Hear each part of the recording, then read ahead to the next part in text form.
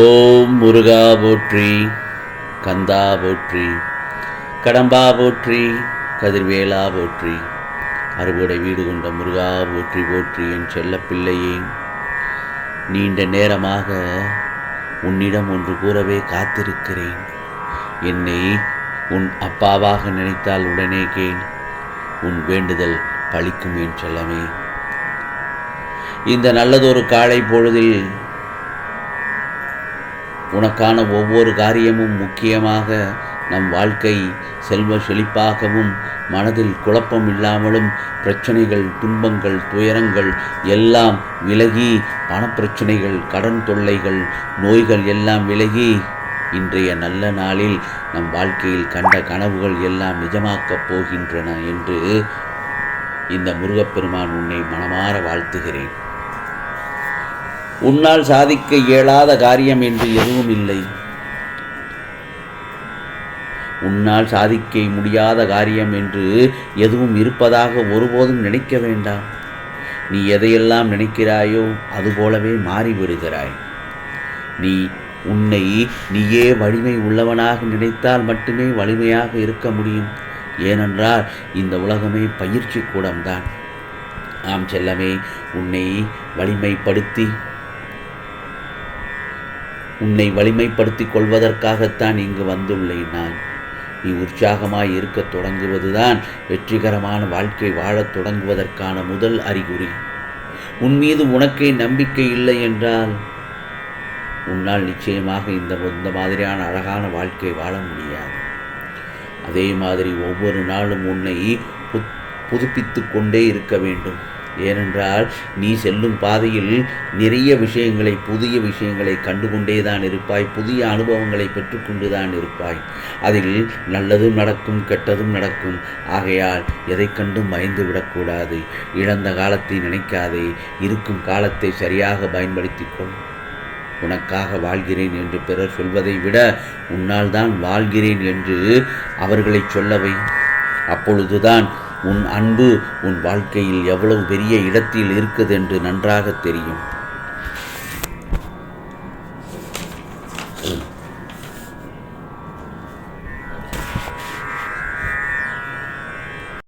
வாழ்க்கையில் நீ விருப்பங்களை கொண்டிருந்தால் மட்டுமே திருப்பங்கள் கொண்டு வரும். வாழ்க்கையை கவனமுடன் வாழ்ந்து காட்டு. உன் முருகப்பெருமான் சொல்வதை கேட்டு நட. உன்னைப் போலவே எல்லோரும் இருப்பார்கள் என்று ஒருபோதும் நினைக்காதே. நிறைவேறவே முடியாத ஆசைகளை மனதில் வைத்துக்கொண்டு நிதர்சனமான வாழ்வை நீ இழந்துவிடக்கூடாது என்பதற்காகத்தான் இந்த முருகப்பெருமான் உனக்காக இதை சொல்லிக்கொண்டே இருக்கிறேன்.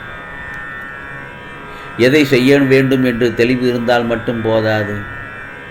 எவற்றையெல்லாம் செய்யவே கூடாது என்பதில்தான் நீ கவனமாக இருக்க வேண்டும். அதேபோல்தான் விடாமுயற்சியால் மட்டுமே நீ அடைய வேண்டிய இலக்குகளை உன்னால் நிச்சயமாக அடைய முடியும்.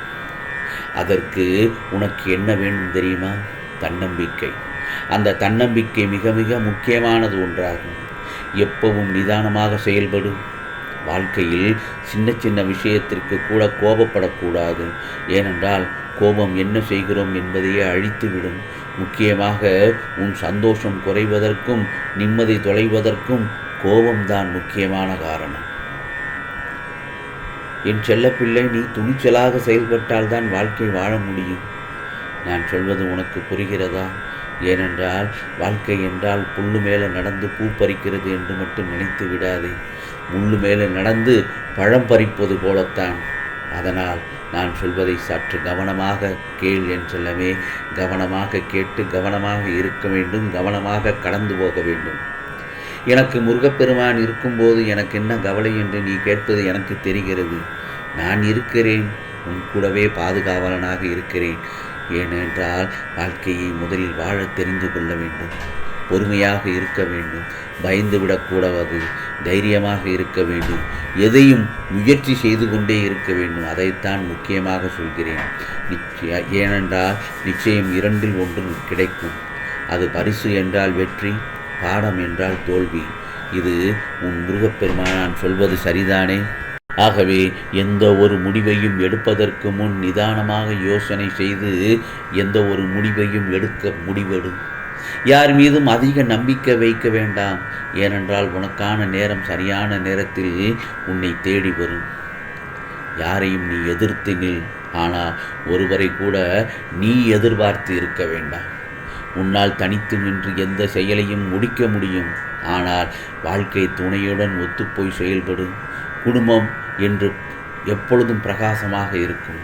ஆகவே உன் வாழ்க்கை துணையிடம் மனம் விட்டு பேசு. பல பிரச்சனைகள் தீரும். தேவையில்லாமல் பேசுவதை விட ஒரு சில சமயம் அமைதியாக இருந்துவிடும். அந்த அமைதி கூட எந்த பிரச்சனையும் சமாதானமாக்கிவிடும். ஆம் செல்லமே, உனக்கு கூடிய விரைவில் இந்த முருகப்பெருமான் நல்லதொரு காரியத்தை நடத்தி கொடுக்கப் போகிறேன். நீ நல்ல வேரோடும் புகழோடும் வாழப்போகிறாய். உன்னை பார்த்து ஏளனமாக பேசியவர்கள் முன்பு அனைவரும் வியக்கும் வண்ணம் செய்யப்போகிறேன். என் செல்ல பிள்ளை அல்லவா நீ? உன் கனவை நிஜமாக்கப் போகிறேன். இதோ உனக்கானது நிச்சயமாக நல்லது நடக்கும். ஏனென்றால் நீ பட்ட கஷ்டங்கள் முடிவுக்கு வந்துவிடும். விரைவில் உன் வாழ்க்கை வெளிச்சமாகப் போகிறது என் செல்லமே. அதேபோல்தான் நான் ஒன்று சொல்வதை கவனமுடன் முயற்சி செய்து என்னை பின்பற்று. அது என்ன தெரியுமா?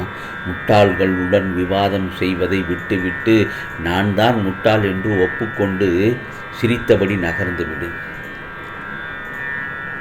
சரியான பாடம் தகுந்த நேரத்தில் அவர்களுக்கு கிடைக்கும். எப்போதும் புலம்பிக் கொண்டே இருக்க வேண்டாம். எனக்கு என்ன கவலை என்றுதான் சொல்லிப்பாரேன். உனக்குள் தைரியம் கிடைத்துவிடும். உன் பலம் என்ன என்பதை தெரிந்து கொள்ள வேண்டுமா? அப்படியென்றால் எந்த செயலாக இருந்தாலும் தனியாக செய்ய கற்றுக்கொள். நீ தோற்றுவிட மாட்டாய். நீ தோற்று விடுவாய் என்று எதிர்பார்க்கும் நேரத்தில் நீ அந்த நேரத்தில் எழுந்து நின்று விடு என் செல்லமே. அவர்களின் கண்களில் பயம் தெரியும். அதுதான் உன்னுடைய முதல் வெற்றி. வாழ்க்கையில் நீ உயர்ந்த நிலைக்கு வர வேண்டும் என்றால் உன் பெற்றோரையும் மகிழ்ச்சியாக வைத்திருக்க வேண்டும். ஆகவே என் செல்லப்பிள்ளையே, உன் வாழ்க்கையில் கூடிய விரைவில் நல்லதொரு அற்புதத்தை நிகழ்த்தப் போகிறேன். இந்த காலை பொழுது, இந்த நாள் உனக்கு நல்லனாக விடிந்திருக்கிறதல்லவா? ஆகவே எப்பொழுதும் நம்பிக்கையோடு இருந்தால் உன் வேண்டுதல்கள் அனைத்தும் நிறைவேறும். மாறாக நீ கவலைப்பட்டு கொண்டே இருப்பதால் எதுவுமே உடனடியாக மாறப்போவதில்லை. நீதி நேர்மை என நல்ல வழியில்தான் கஷ்டப்பட்டு கொண்டிருக்கிறேன் முருகா. மற்றவர்கள் எல்லாம் நன்றாக இருக்கிறார்கள். ஆனால் நல்லதையே நினைத்து நல்லதையே செய்யும் நான் மட்டும் இப்பொழுது இப்படி கஷ்டப்பட்டு கொண்டிருக்கிறேன். ஆம், அப்படி என்கிறாய். கலங்காதே. இனி உனக்கு உன் வாழ்வில் திருப்பங்கள் ஏற்படப் போகிறது.